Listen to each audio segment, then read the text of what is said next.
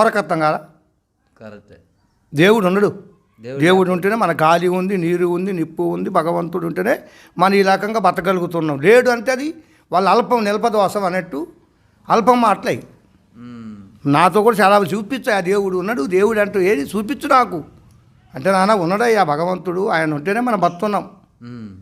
మనకి నీరు కావాలి, నిప్పు కావాలి, గాలి కావాలి. అది లేని బతకగలుగుతాం. అన్నం కావాలి. మనకి అన్ని ఉంటేనే ఆ భగవంతుడు మనకు చూపిస్తుండు. బండ కింద కప్పకి నేలపోయి సేవ కూడా ఆయన పెడుతుంది. పెడితే అది బతుకుతుంది. అది నేల పోతుంది సేవ. దానికి భగవంతుడు ఆడడం ఆయన చూపిస్తూనే ఉండు. ఆ బండ కింద పడుకున్న కప్ప వేడికి వెళ్తే కప్ప పైన బల్లులు ఎన్నో తిరుగుతుంది. వాటికి తగ్గ ఆగారం, వాటికి పురుగులో పొట్ట ఇతనే ఉన్నాయి. మనం మన అన్నాన్ని మనం బతున్నాం. నాన్న ఎవరికి పెట్టి వాళ్ళకి మీరు ఇందాకలో ఒక మాట అన్నారుగా, మా పిల్లలు కూడా యేసుప్రభుని నమ్ముకుర్రు అని. మా కొడుకు వాళ్ళు నా డౌట్ ఏంటంటే, మీరే జాతకం చెప్తారు, వాళ్ళు ఎందుకు యేసుప్రభుని నమ్ముకుర్రు అని.